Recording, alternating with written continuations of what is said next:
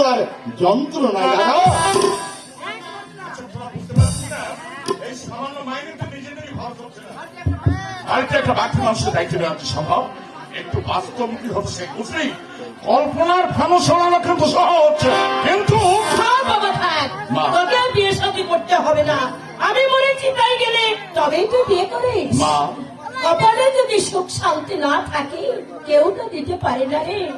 অদৃষ্টের ব্রাহ্মণা কোন বিগত ঠেকাবে নইলে তোর বয়সের ছেলেরা ছেলে বউ নিয়ে সুখে সংসার করছে, আর তুই কিনা কি মুশকিল। আসলে বিয়ে করার ইচ্ছাই নেই তোমার। সে পোস্টে চাকরি করে যা বউ ছেলে মেয়ে নিয়ে সংসার করছে না, নাকি উপোস করে আছে।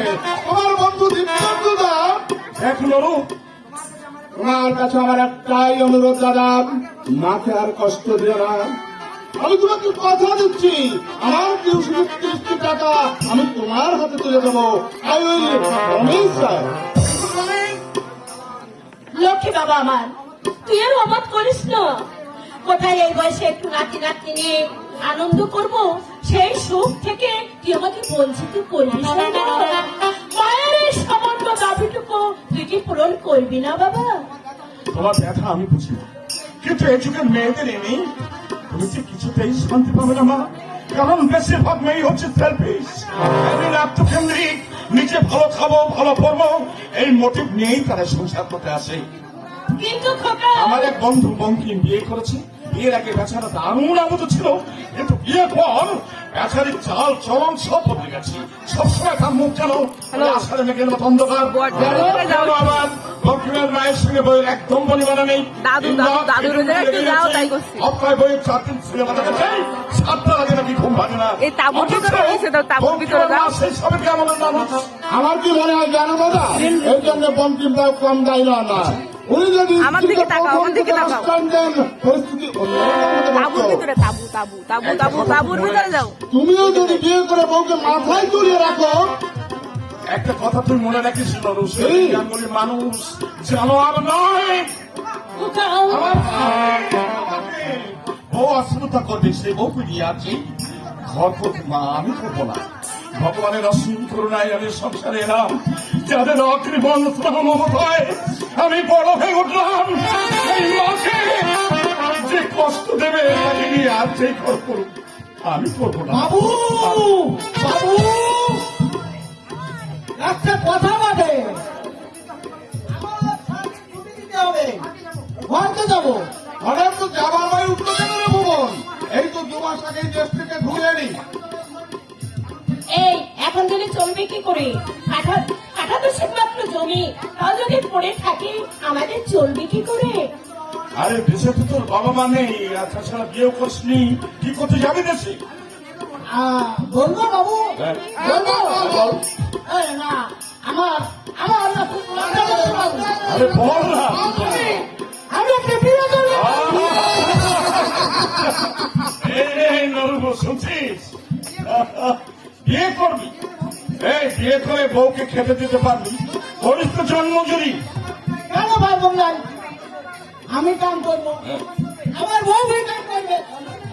বলবে কাজ উঠবে, না চললে তখন দেখা যাবে। শোনো শোনো, ভুবন কি বলছো শোনো দাদা। কাল সকালে আমি চলে যাবো, 10টা টাকা আমাকে বেশি দেবে, তারপরে শুনে দেবো, তারপরে শুনে দেবো। সেসব মনোবৃত্তি 3 টাকা রোজ মজুরি পায়, অথচ ভুবন যদি 3 টাকা মজুরি পেয়ে ও যদি বিয়ে করতে পারে, আর তুই মাসে 300 টাকা পেয়ে তুই কি বউকে খাওয়াতে পারতে পারবি না? তুই কি ওই ভুবনের চেয়ে? প্রশ্ন নয় মা। আমি ভাবছি শোনো মা, বউ এসে যদি তোমাদের আশ্রয়তা করে তাহলে অশান্তি আরো বাড়বে। সে আমার ভাগ্য রে বাবা, তার জন্য আমি কোনোদিন কারোর কাছে কোনো অভিযোগ করব না। বউ যদি আমার কথা নাই শোনে, আমি ভাববো আমার আদেশের দোষ। সন্তানের সুখে তো মা বাবার সুখে, ছেলে মেয়ের শান্তিতে তো মা বাবার শান্তি। এর বেশি আমার আর কোনো বাসনা নেই রে খোকা, আমার আর কোনো বাসনা নেই। তুই আর অবাক করিস না রে বাবা, তুই আর অবাক করিস না। এই মাসের মধ্যে আমি তোর নিশ্চয়ই বিয়ে দেবো রে খোকা, আমি তোর মা। নিশ্চয়ই বিয়ে দেবো। নরম মাকে তুই বুঝিয়ে বল। দেখ নরু, সুখে দুঃখে আমাদের দিন কিন্তু বেশ ভালো কেটে যাচ্ছে। পরের মেয়ে ঘরে এসে ঝামেলা বাঁধাবে, তোদেরকে আমার কাছে পর করবে।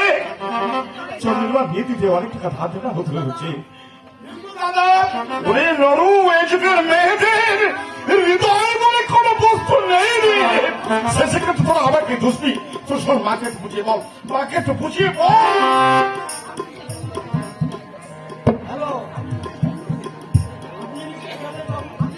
আপনি? হ্যাঁ, নমস্কার। আমার নাম শঙ্কর গাঙ্গুলি। গঞ্জে আমাদের একটা ঠিকাদারি ফার্ম আছে। আপনারা এই যে ন্যাশনাল হাইওয়ের কন্ট্রাক্ট পেয়েছেন, গঞ্জের দক্ষিণ প্রান্তের পাঁচতলা বাড়িটা। আচ্ছা আচ্ছা, আপনি বসুন। ঠিক আছে, আমার কোনো অসুবিধা হচ্ছে না। আপনার বাবা যখন চাকরি করতেন তখন থেকে আমার সঙ্গে ওনার পরিচয়। আর দেখুন সৈয়দ বাবু, হ্যাঁ, বলুন। আমার একটা বিবাহযোগ্য বোন আছে। দেখুন, আমার একটু অসুবিধা আছে।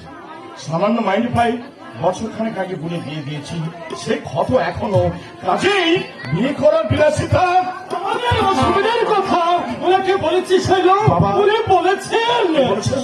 ওসব নিয়ে ভাবতে হবে না, ওদের সব কিছু দায়িত্ব আমার। কিন্তু বাবা, আমার বোন আপনাদের সংসারে কোথাও আসবে না শৈলেন বাবু, বরং সচ্ছলতাই নিয়ে আসবে। আমরা কি জানি? একটা সচ্চরিত্র বুদ্ধিমান ছেলে, গরিব হোক ক্ষতি নেই, কিন্তু অপদার্থ উচ্ছৃঙ্খল না হয়। সেদিনকে দাদা কিন্তু 100 না কি বলে, আজ পর্যন্ত সত্তর একটা সিগারেট পর্যন্ত মুখে দেয়নি। এক কথা বলতে গেলে এই 1950 দশকের কোন ছাপই নেই দাদার মধ্যে। নরু, বিরাটার আশীর্বাদের মতো সংখ্যার দাদাকে মুখে জাহাজে উঠে আমাদের বাড়িতে এসেছেন। নিজের অবাধ করে না দাদা, তুমি অবাধ করে না। সংকটের বাড়ি আমাদের বাড়ি বৌদি হয়ে আসুক, আমি কিন্তু মিষ্টি আনতে চললাম।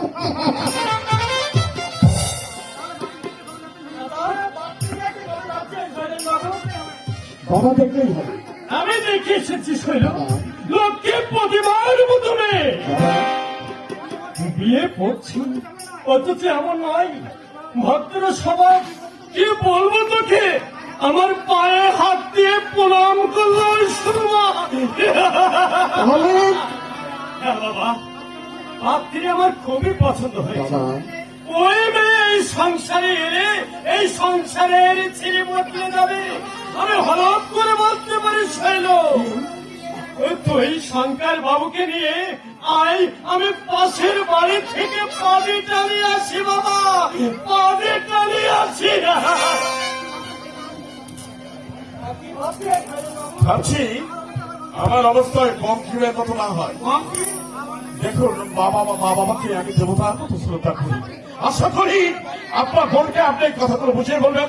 দেখুন, আমাকে আশীর্বাদ করুন, তাতে কোনো ক্ষতি নেই, কিন্তু আমার বাবা মাকে সেদিন যে আপনি নিশ্চিন্ত থাকুন, যে মানসিকতায় গুরুজনদের অবস্থা করতে শেখে এমন শিক্ষা আমি সুরমাকে দেয়নি। আসুন, বাবা বলে আমাদের জন্য অপেক্ষা করছি। কথা কি জানেন, বোনের বিয়ে দিতে অনেক টাকা ধার দেনা করতে হয়েছে। আর তাছাড়া বাবা রিটায়ার করে যা পেয়েছিলেন। আপনার অসুবিধা আমি বুঝতে পারছি, কেরানিগিরি করে সংসার প্রতিপালন করা খুবই কঠিন। আপনাকে আমি কন্ট্রাক্টরি কাজে নামিয়ে দেবো, আপনার কোনো অভাব থাকবে না। আসুন। আসুন, আপনার বোন ভয় নেই দাদা, আমি গ্রান্টি দিচ্ছি, সুরমা শিলাদের মেয়েই নয়, আদর্শ শিক্ষাই আমি ওকে দিয়েছি। আপনি অসুবিধা হবেন না।